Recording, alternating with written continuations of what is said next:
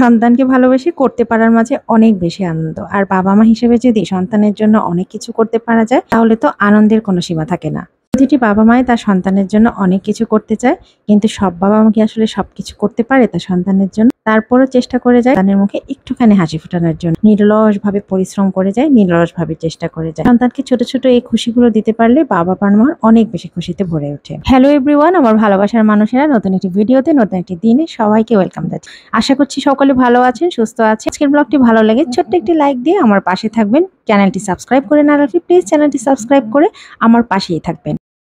ঘুড়ি উড়ানোর সময় সুতা অনেক বেশি ছাড়তে ভালো লাগে, কিন্তু নামানোর সময় গোছানোটা একটু হলেও কষ্ট হয়। ঠিক তেমনি প্রতিটা সন্তান, ছেলে হোক বা মেয়ে, তাদের চাহিদা এবং স্বাধীনতা পরিবারের কাছ থেকে যত পাবে তারা ততই খুশি হয়। কিন্তু দিন শেষে পরিবারকে তাদের ভবিষ্যৎ ঘড়ির সুতোর মতো গুছিয়ে দিতে হয়। এটা মাথায় রেখে প্রতিটা সন্তানকে ছোট থেকে প্রতিষ্ঠিত করার লক্ষ্যে কাজ করা উচিত বলে আমি মনে করি। আমার সন্তানকে আমি অনেক ভালোবেসি।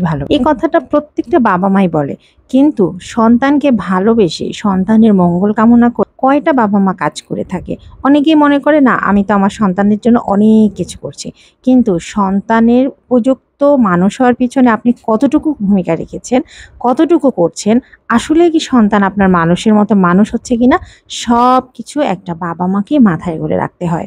এই যে যেমন ধরেন, আজকে আমার সন্তানের মন ভালো করে দিলাম, তো কিছু দিয়ে আমার সন্তানের মন ভালো করে দিতে। সকাল থেকেই মেয়ে যেহেতু অনেক বেশি পড়াশোনা করছে, ওর এক্সামটাও চলে এসেছে, ও মনটা অনেক বেশি খারাপ। কেননা সকাল থেকেই তার মা তাকে নাস্তা দিচ্ছে না, তো মন খারাপ করে সে তো পড়ছে, আমি কিছুই বলছি না, চুপচাপ আছি। আর এদিকে আমি আমার নাস্তা রেডি করছি। তো আজকে মেয়ের পছন্দের নাস্তা রেডি করে ফেললাম। আমার মেয়ের এরকম করে পরোটা, ডিম ভাজি, যে কোনো ধরনের ভাজি হতে পারে, আলু ভাজি হলে তো অনেক বেশি ভালো, তার মধ্যে একটু ভাজি হলে, একটু ডিম ভাজি হলে তার অনেক পছন্দের একটা নাস্তা। তো সেই নাস্তাটাই আজকে চটজলদি করে মেয়ের জন্য রান্না করে নিলাম সকাল সকাল, কারণ মেয়ে আমার পড়াশুনো করছে সেই সকাল থেকে। তো পরীক্ষার সময় প্রত্যেকটা সন্তানের জন্যই তার বাবা মা করে থাকে, প্রত্যেকটা মাই তার সন্তানের জন্য কষ্ট করে থাকে। বাবারা বাবার মতো চেষ্টা করে, মায়েরা মায়ের সর্বোচ্চ সাধ্য দিয়ে চেষ্টা করে তার সন্তানকে উপযুক্ত একটা পরিবেশ দিতে, উপযুক্তভাবে মানুষ করতে। কোন সন্তানটা মানুষ হবে বা কোন সন্তানটা পরিপূর্ণ শিক্ষায় শিক্ষিত হবে, এটা আসলে কেউ বলতে পারে না। যাই হোক, সকাল সকাল নাস্তা, গরম গরম নাস্তা বানিয়ে আমার মেয়ের সামনে রেডি করে দিলাম, আর তার মনটা তো অনেক বেশি খুশি। মেয়ের যেহেতু পরীক্ষা চলছে, তাই একটা সময়ও আমি নষ্ট করতে চাই না, প্রত্যেকটা সময় আমি আমার সন্তানকে দিতে চাই আর সন্তানের পাশাপাশি থাকতে চাই। কারণ আমি যখন তার কাছে বসে থাকি, তার কাছে অনেক বেশি ভালো লাগে। এটা ছোটবেলায় আমরাও করতাম, আমাদের মায়েরা আমাদের কাছে পড়ার সময় বসে থাকলে অনেক বেশি ভালো লাগতো, মনটা অনেক বেশি ফুরফুরে থাকতো। এই জন্য আমি রান্নাঘরে চলে আসলাম, খুব দ্রুত রান্নাগুলো সেরে ফেলবো, যাতে আমি প্রত্যেকটা সময় আমি আমার সন্তানকে দিতে পারি। এই জন্য খুব দ্রুত দুপুরের রান্নাটাও কমপ্লিট করে ফেলছি। আর এই যে চটজলদি করে ঢেঁড়স ভাজি করে নিয়েছি, এছাড়া হবে কাঁকরোল দিয়ে আলু মাতল করব। তো এই যে প্রথমে পাতা দিয়ে দিলাম ঢেঁড়স ভাজির মধ্যে, এটা খুব পছন্দ, আমার মেয়ের ফেভারিট একটা খাবার। তারপরে এই যে মাছগুলো সুন্দর করে একটু ভেজে নিয়ে তরকারির মধ্যে দিয়ে দিব। আর দুপুরের খাবার দাবার শেষ করে ওর বাবা ওদেরকে নিয়ে, ছোট দুজনকে নিয়ে বাইরে বেরোচ্ছে।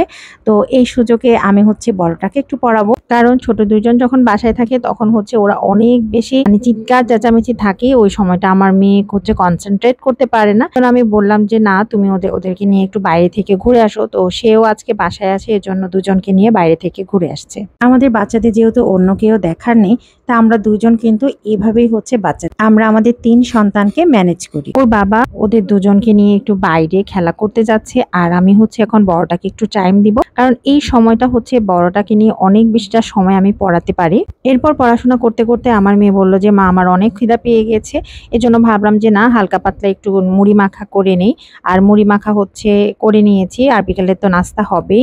তো আমার হেল্পিং হ্যান্ডকেও একটু দিয়ে দিলাম। সাধারণত আমরা যা খাই ওকে সাথে সাথেই একটু করে দেওয়ার চেষ্টা করি। আর এই তো এখন মুড়ি মাখাটা খাবো, মেয়েকে পড়াবো আর নিজের কাজগুলো কমপ্লিট করব, যেহেতু বাকি দুইজন এখন বাসায় নেই।